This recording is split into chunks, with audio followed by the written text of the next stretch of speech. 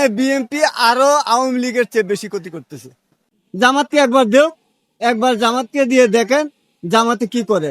বিএনপিকে তো আমরা 3বার দিছি, আমরা ভোট দিছি, আমি বিএনপিতে ভোট দিছি। ভোট দিলে কি হবে? ওই আয়া ওই জনগণের উপরে হয়রানি।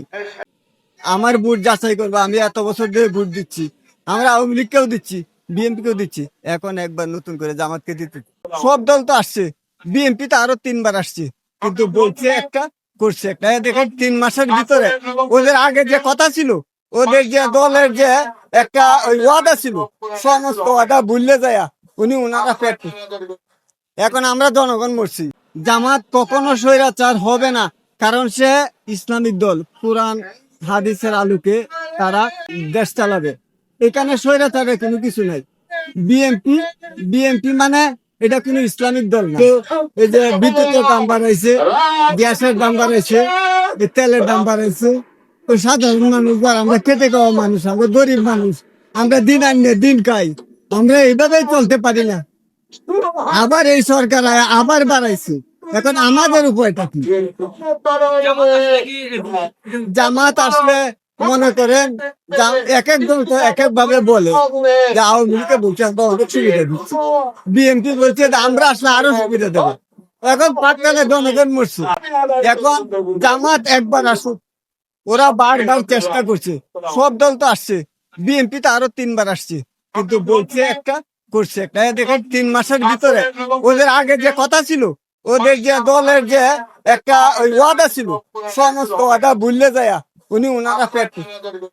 এখন আমরা জনগণ মরছি। জামাতকে একবার দিতে হয়, জামাত তো বারবার চেষ্টা করছে, একবার আসুক।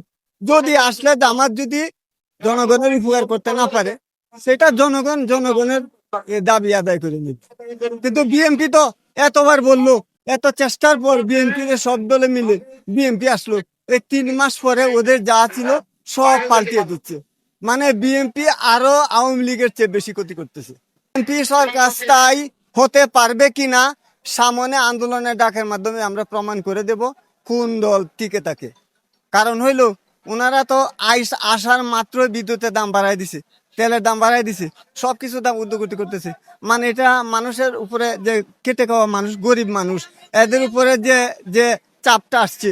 এখন মনে করেন মানুষের কাজকর্ম নাই, মানুষ কিভাবে চলবো? এই যে বাড়তি চাপটা আসছে, এটা কিভাবে পুষায় নিব? তাইলে আমরা গরিব মানুষ, খেটে খাওয়া মানুষ, আমরা যারা দিন আনি দিন খাই, আমাদের উপরে সেই ওই বাড়তি চাপটা উঠছে। বিএনপি বলছিল বিদ্যুতের দাম কমাই দিব, তেলের দাম কমাই দিব, এখন দিচ্ছি আরো বাড়াইয়া। এখন মনে করেন গরিব মানুষ কিভাবে চলবে? জামাত একবার আসতে হয়।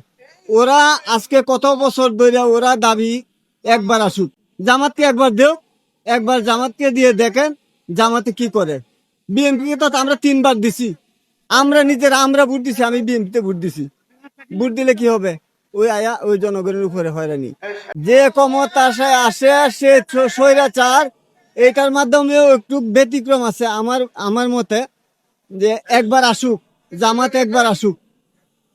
বিএনপি আসলে স্বৈরাচার হয়ে যায়, জামাত একবার আসুক। মানুষ চাচ্ছে তো জামাত আসার জন্য। একবার জামাত আসুক, যদি স্বৈরাচার হয়ে যায়, এটা ইসলামিক দল, সেটা স্বৈরাচার হবে না।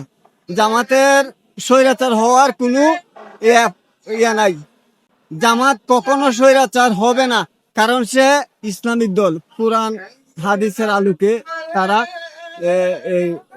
এই দেশ চালাবে। এখানে স্বৈরাচারের কোনো কিছু নাই। বিএনপি বিএনপি মানে এটা কোনো ইসলামিক দল না।